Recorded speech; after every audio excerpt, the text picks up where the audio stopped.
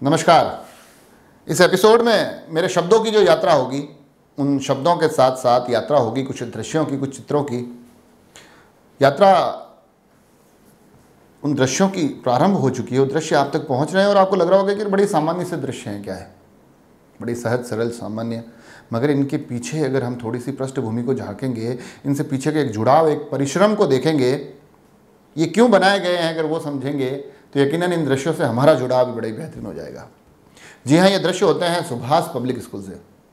एक विद्यालय, सुभाष शिक्षण संस्थान, अपने 25 वर्ष पूर्ण होने का एक उत्सव मना रहा है, अपना रजत जयंती उत्सव मना रहा है। और उत्सव में आज अनेक विद्यालय अनेक तरह से सक्षम होते हैं, तो वो किसी भी तरह से अपने विद्यालय को सुंदर बना सकते हैं, सजा सकते हैं, मगर जब वो तमाम जिम्मेदारियां उस विद्यालय के बच्चे ले लेते हैं तो यकीनन न केवल वातावरण बल्कि वो उत्सव एक महोत्सव में तब्दील हो जाता है।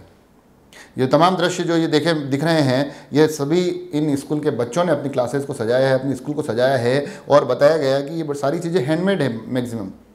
जिस प्रकार से अपनी कक्षाओं को, जिस प्रकार से अपनी स्कूल को, जिस प्रकार से अपनी कक्षाओं के हर एक कोने को, ब्लैक बोर्ड को बड़े ही बेहतरीन विचारों के साथ, बड़ी खूबसूरत थॉट्स के साथ डेकोरेट किया गया, इसको सजाया गया है, वो सच में बड़ा ही अद्भुत था।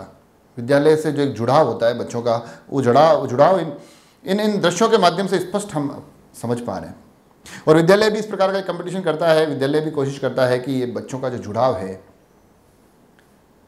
उसको अप्रिशिएट किया जाए, उसको सराहा जाए, तो फिर उनमें अवार्ड्स भी मिलते हैं।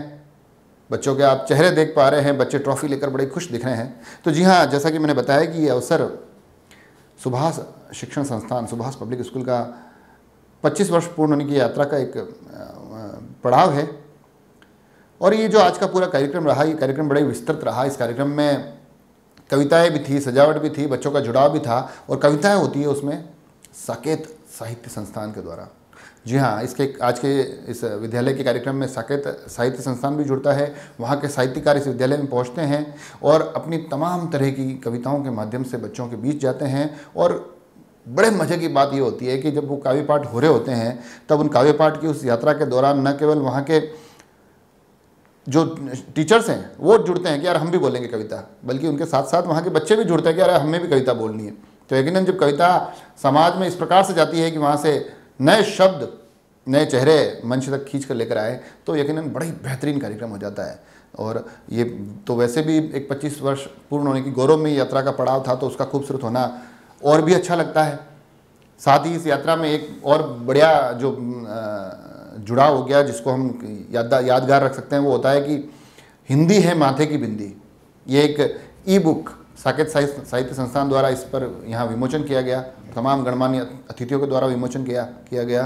तो ये एक और अच्छा एक पड़ाव इस महोत्सव से, इस उत्सव से जुड़ जाता है। मगर मैं इस एपिसोड के माध्यम से अगर सर्वाधिक कुछ चीज़ें आप तक पहुंचाना चाहता था, तो वो उन बच्चों के द्वारा बनाए गए तमाम दृश्य थे, जिसमें हम देख सकते हैं कि बच्चों ने कितनी मेहनत की है। और ये मेहनत जब उन बच्चों के चेहरे देखते हैं ना, और जब हंसते मुस्कुराते चेहरे, और हम मुझे बताते हैं कि सर ये देखिए इधर हमने ये बनाया, ये हमने बताया है, तो ये यकीन उस विद्यालय से उन बच्चों का एक गहरा नाता भी बताते हैं कि वो कितनी जोरदार तरीके से मेहनत कर रहे थे, ताकि उनकी स्कूल, उनकी क्लासेस, उनका वो पूरा के पूरा उत्सव बड़ा ही खूबसूरत लगे।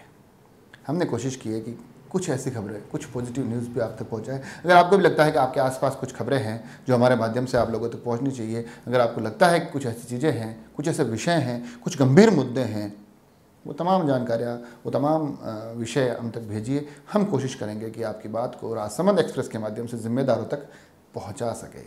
जुड़े रहें राजसमंद एक्सप्रेस से। धन्यवाद।